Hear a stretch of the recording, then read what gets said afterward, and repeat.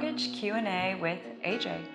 Today we will be talking about when is it a good time to pay off your mortgage faster, if ever? Oh, so this is something that I get quite frequently, right? It's I have extra money, I want to pay down my mortgage. Yeah. Do you think it's a good idea? And my response is that there's two types of homeowners, right? Yeah. You have this extra money, you can pay it down, but my concern is that when you're paying down your mortgage, they aren't recalculating your payment. It's not like you give them $50,000 and then they say, okay, now your payment's $400 cheaper. You have to refinance for that.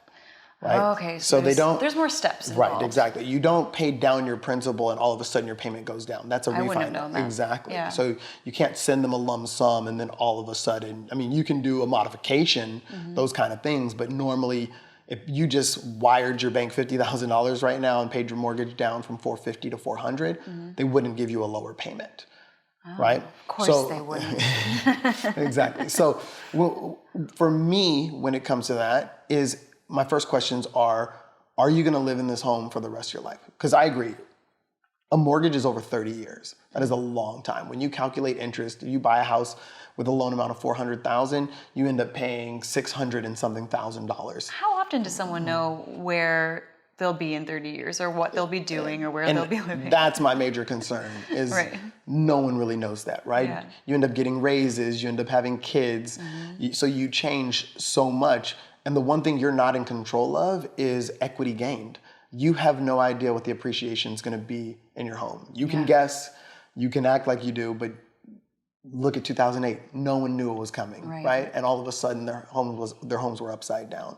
So you paid your house down, and all of a sudden, you're upside down anyways, and you've lost your cash, right? So when you have interest rates at an all-time low like this, 15-year fixed interest rates at 1.99, 30-year fixed interest rates at 2.75, you're looking at a situation to where if you have the right people around you, a financial investor, people that can actually do something with your money, you're better off, I believe, giving those funds in that trust to make that money to then pay your house off quicker, right? Why would you use your own funds to do that? If you have credit card debt, pay that off first. Right. You know, if you have a car loan, pay that off first. Right.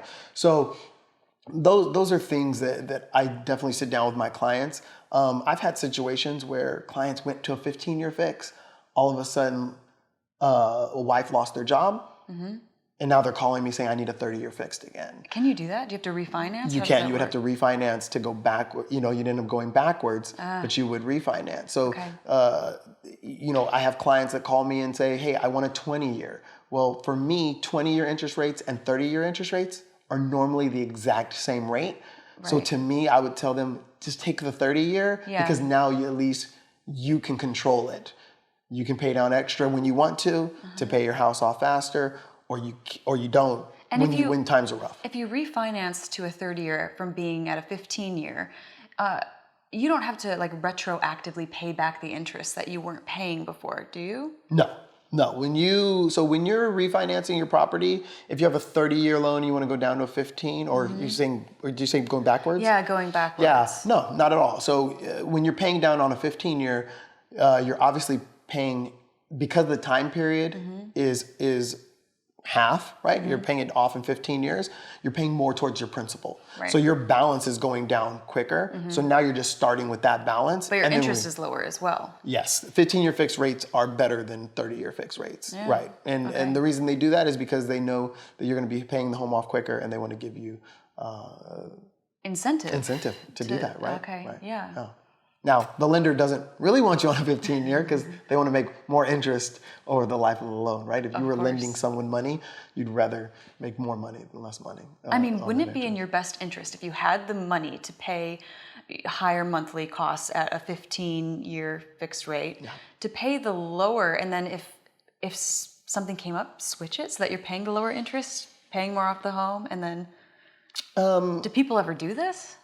Well, you don't get to switch. You don't get to switch anytime you want, right? It's meaning you would. People that call me for 15-year mortgages, a lot happens is So they've paid down their mortgage for 10 years, Yeah. right? They have 20 years left. Their interest rate's 4%. Okay. And all of a sudden they can get a 1.99 interest rate. And because they've paid it down for 10 years and their loan balance is lower, their payment is the exact same I see.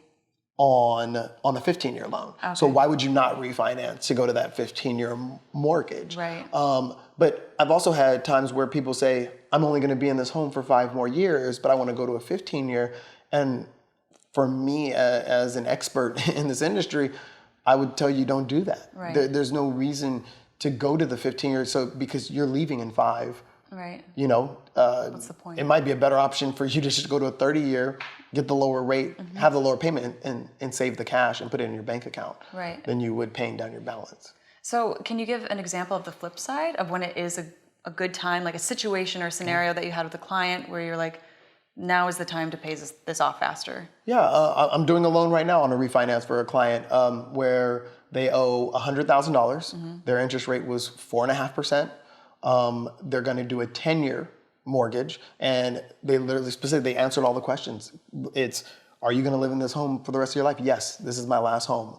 I don't plan on renting it. This is where I'm going to stay. Yeah. They're coming up on retirement age in the next 8 years, and a 10-year mortgage puts them at a point to where, if they pay the extra, they'll pay it off in 8 years. And as they're retiring, they're going to have no mortgage payment for the rest of their life and only owe those taxes. And hopefully their Social Security, we'll let them live and they'll be good to go. Okay, so when wouldn't you recommend paying it off faster when someone's nearing retirement?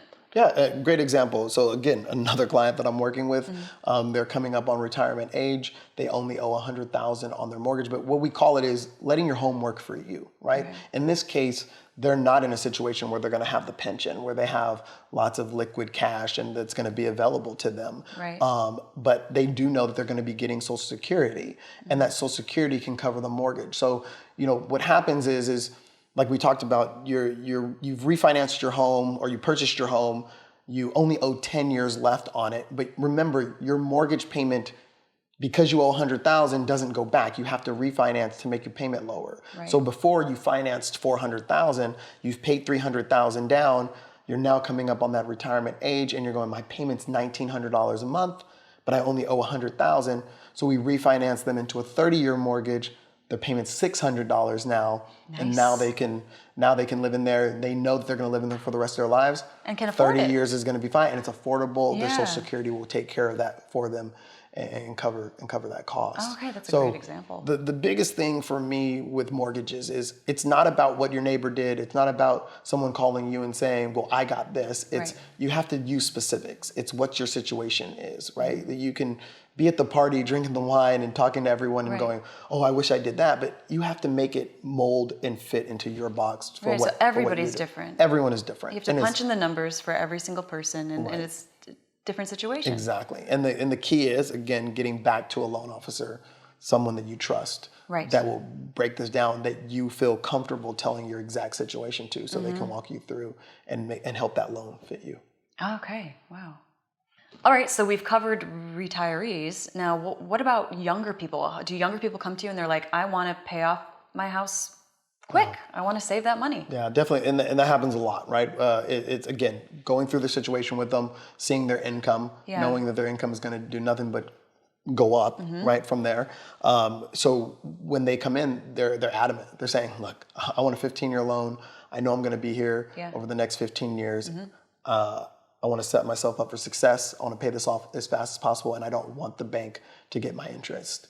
And when you look at those numbers and you look at the debt to income ratio, you obviously go over those concerns with the concerns that you have. But at the end of the day, you have to pick the right mortgage for you, and I'm here to do what you're asking for. And yeah, there's many times where people come in, and to be honest with you, it's amazing to see young people that can pay their house off so fast. And It's take kind care of a great position to be in if you're in that position where you right. have the money coming in, you will have it coming in, and you can be that confident. I mean, to think that someone 25, 27 years old is going to be 42, sometimes 37, and their mortgage is free and clear. Now they can use it as a rental and make income, buy a new home, or live in it free and clear for the rest of their lives and have something to look forward to. Oh, that sounds nice. Thank you for tuning in to another incredibly informative episode of Mortgage Q&A with AJ. We will see you next week.